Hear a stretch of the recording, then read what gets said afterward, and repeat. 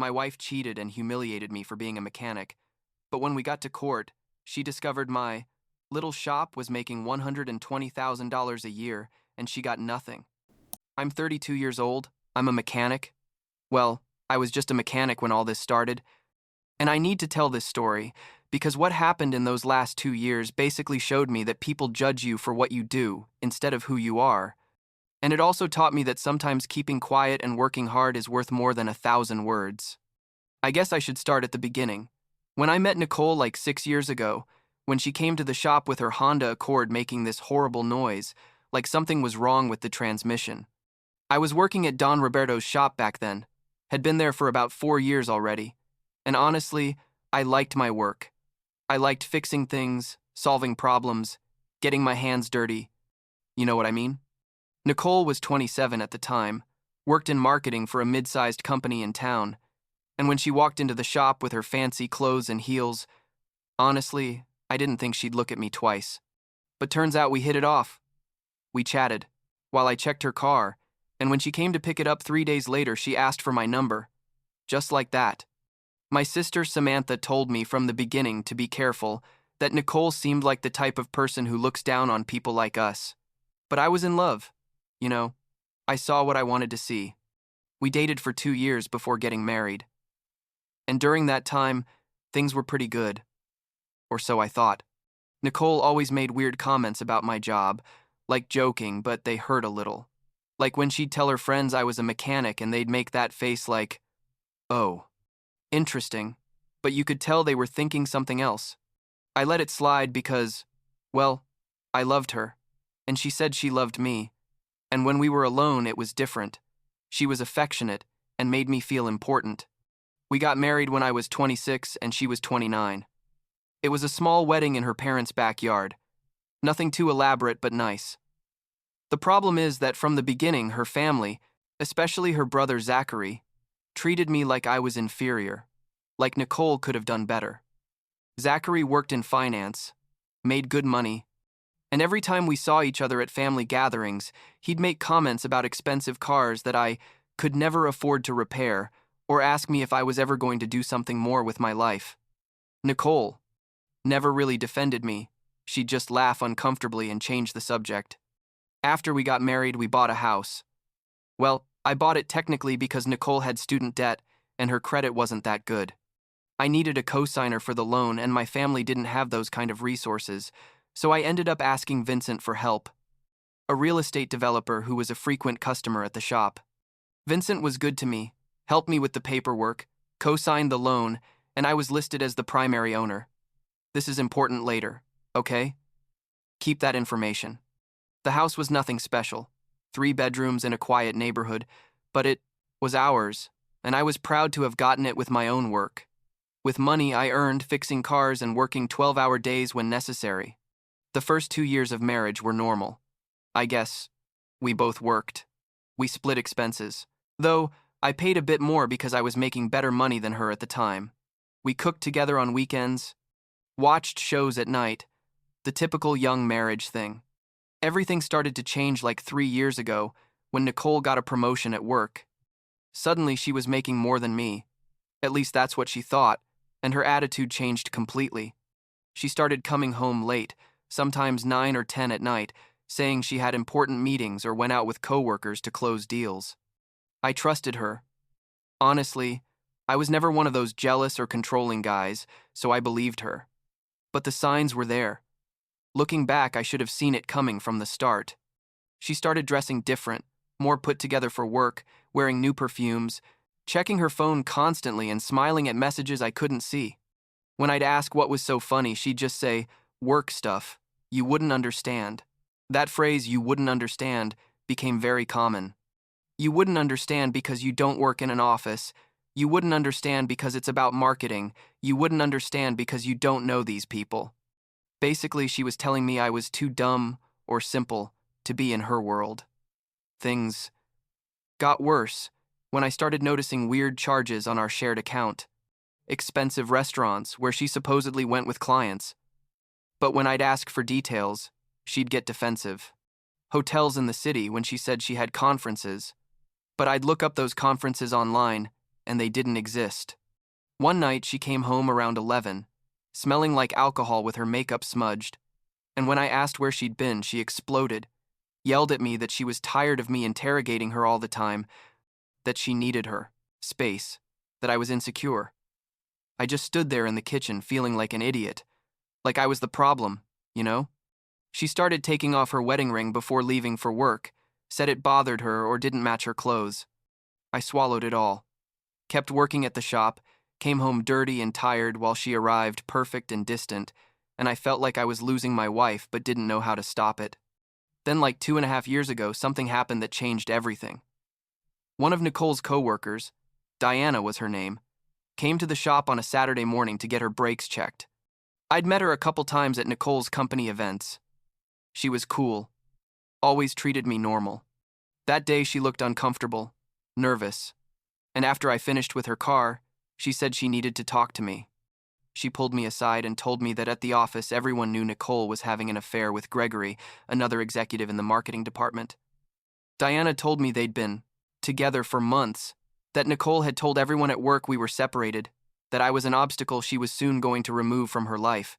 She showed me photos circulating in the office's private chat, Nicole and Gregory leaving hotels, kissing in the parking lot, holding hands at restaurants. I stood there looking at those photos on Deanna's phone and felt like someone had hit me in the stomach with a hammer. Deanna said it seemed unfair that I didn't know, that Nicole was talking badly about me with everyone, telling them I was a failed mechanic with no ambition, that she deserved something better. I didn't confront Nicole immediately. I know it sounds weird, but I needed to think. I needed a plan.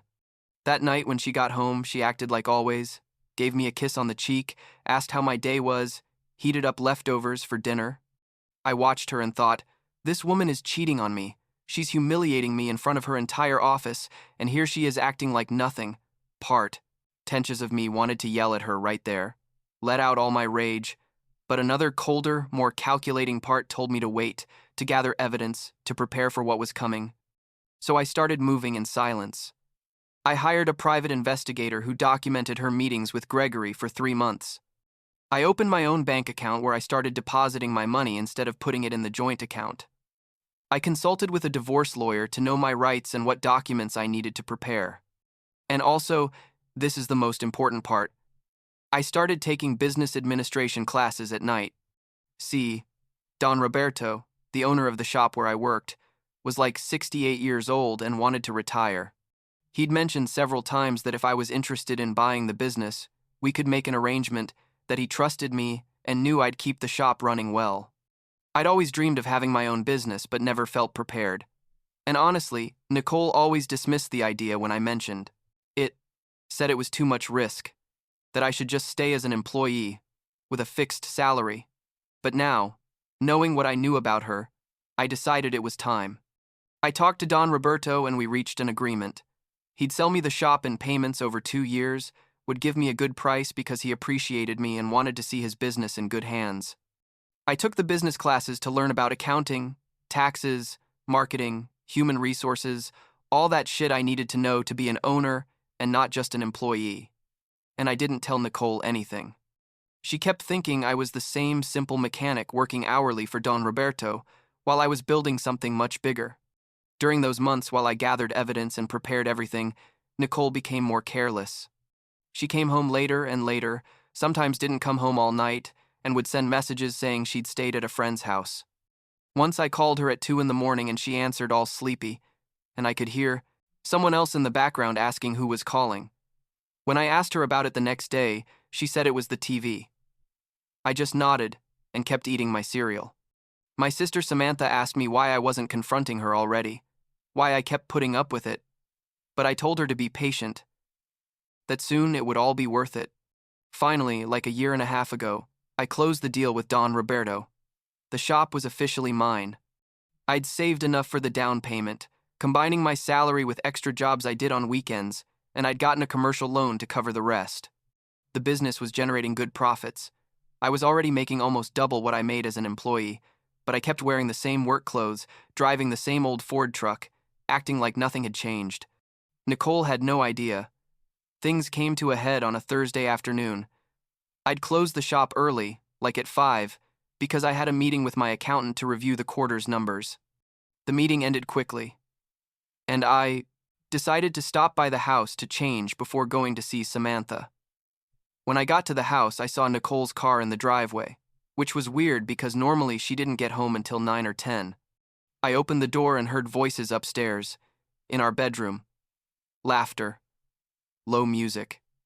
I went up the stairs and found them, Nicole and Gregory, in my bed, on the sheets I had washed that same weekend. They weren't even being discreet. The door was open, and when they saw me, Gregory froze like an idiot with his eyes wide open, but Nicole just looked at me with this annoyed face, like I was the one interrupting something important. I didn't yell, didn't lose control, just said very calmly, "You have 10 minutes to get dressed and get out of my house," and I turned around and went downstairs. I could hear Nicole upstairs talking fast with Gregory. Then she came down alone while he was still getting dressed. Nicole tried to explain, told me this wasn't what it looked like, that Gregory was just a friend, that I was getting everything wrong. I cut her off and said, "Nicole, I've been watching you for months. I have photos of you two together. I have credit card statements. I have everything documented. So don't insult me by trying to lie to me now." Her face changed completely. Suddenly all that confidence disappeared, and she went pale. Gregory ran downstairs with his shirt buttoned wrong and left the house without even looking at me. Nicole started getting hysterical, screaming that I couldn't kick her out of her own house, that she had rights, that I was abusive. I told her the house was only in my name, and I had every right to ask her to leave. She called her brother Zachary, crying, and 20 minutes later Zachary arrived with Vincent, the guy who had co-signed my house loan. Vincent and Zachary arrived furious, banging on the door like they wanted to break it down, yelling for me to open up. I opened it with my phone in hand, already dialing 911. Vincent started saying he had rights to the house because he was a co-signer, that I couldn't kick Nicole out without his permission. Zachary was standing there trying to intimidate me, getting close to me with his chest puffed out, saying I was trash, that I'd always been trash, that Nicole deserved something better than a starving mechanic. I told them Nicole had half an hour to pack her essential things, and we could arrange the rest with lawyers, but that she was leaving that night no matter what. The police arrived like 15 minutes later, and when I explained the situation and showed them the house was in my name, they told Nicole she had to leave. The police supervised while Nicole packed 2 suitcases, crying and screaming the whole time that this wasn't going to end like this, that she was going to leave me with nothing, that I was going to regret it. Zachary and Vincent stood there glaring at me while the police made sure Nicole left without problems.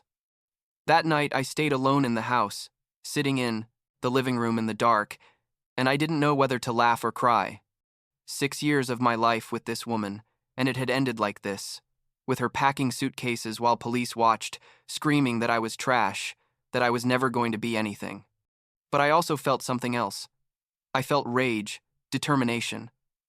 I was going to make sure this didn't just end there. The next day I hired a divorce lawyer.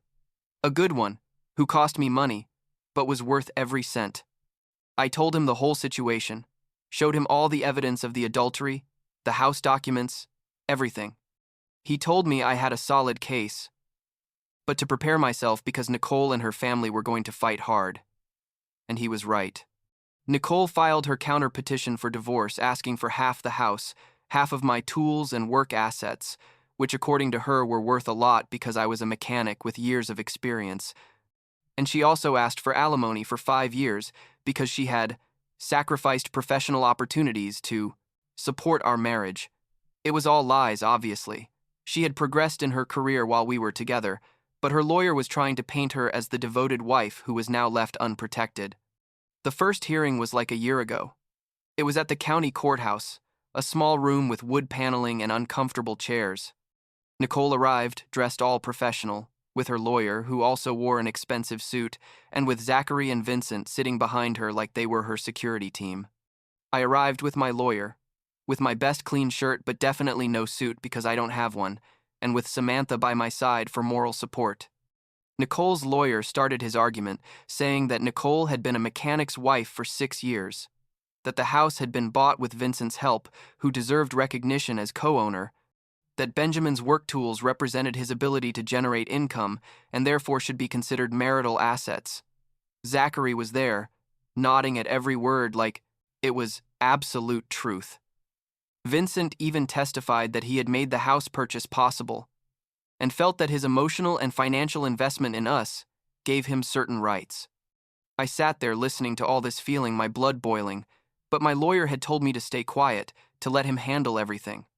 When it was my lawyer's turn to speak, he started by saying there was clear evidence of adultery on Nicole's part, that she had been in an extramarital relationship with Gregory for over a year, and that this should be considered in the division of assets. He presented the private investigator's photos, the credit card statements where Nicole spent thousands of dollars on hotels and restaurants with Gregory, text messages we'd gotten where she talked badly about me with her friends. Nicole's lawyer tried to argue that infidelity shouldn't affect asset division because we lived in a no-fault divorce state. But the Judge Mitchell was his name, said he would consider all context when making his decision. Nicole's face when she saw all those photos projected on the courthouse screen was something I'll never forget. She turned red as a tomato and started crying. But they weren't tears of regret. They were tears of rage, because she'd been caught.